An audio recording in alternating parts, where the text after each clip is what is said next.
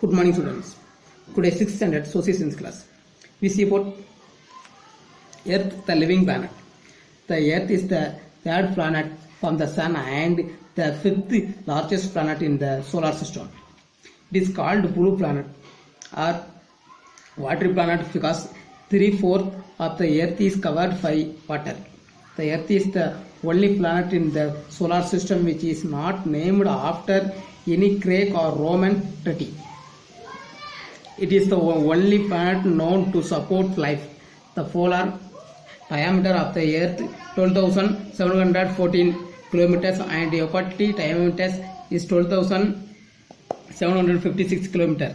The Earth revolves around the Sun at the speed of the about 30 kilometers per second. Life is possible on Earth because of the presence of land, air, and water. The only natural satellites of the Earth is the moon. First of all, நமக்கு வந்து எர்த்துங்கிறது வந்து நமக்கு வந்து ஒரு புவி, அதாவது ஒரு உயிர்கோளம். இது வந்து எப்படி சொல்றோம்னா, the Earth is the planet of the sun, the fifth largestங்கிறது நமக்கு நார்மலா ஒரு சூரியனிடமிருந்து நமக்கு வந்து மூன்றாவதாக அமைந்துள்ளது தான். நம்ம மூன்றாவதாவது அமைந்துள்ள நம்ம எர்த் வந்து 5வது பெரிய கோளாகும்.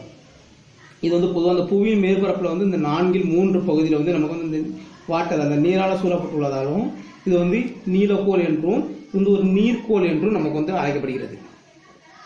இதை வந்து நம்ம இந்த ப்ளூ பிளானட்.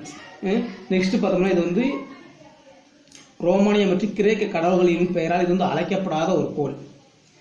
மித்த கோள்கள் நம்ம பார்த்தோம்னா ரோமானிய கிரேக்கெல்லாம் அழைக்கப்பட்ட கோள்களாக இருக்கும். இது வந்து அழைக்கப்படாத கோள் வந்து இது வந்து இந்த துருவ விட்டம் நம்ம ஏற்கனவே பார்த்துருந்தோம். அது வந்து இந்த டயாமீட்டருங்கிறது வந்து நமக்கு வந்து இது வந்து ஒரு 12,714 கிலோமீட்டர் மற்றும் அந்த நிலநடுக்கோட்டு விட்டம்ங்கிறது நமக்கு வந்து 12,756 கிலோமீட்டரில் வந்து இது வந்து குறிப்பிடப்படுகிறது.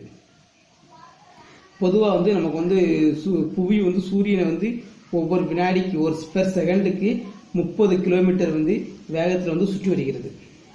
அப்புறம் பார்த்தோம்னா இந்த கோள்கள் வந்து இந்த பிளானட் வந்து இந்த நிலம் நமக்கு வந்து லேண்டு, ஏர், வாட்டர், அந்த நிலம், அப்புறம் நீர் மற்றும் அந்த வளிமண்டலங்கள் காணப்படுவதில் வந்து உயிரினங்கள் வாழ தகுதியான சூழல் வந்து இங்கே அமைந்துள்ளது.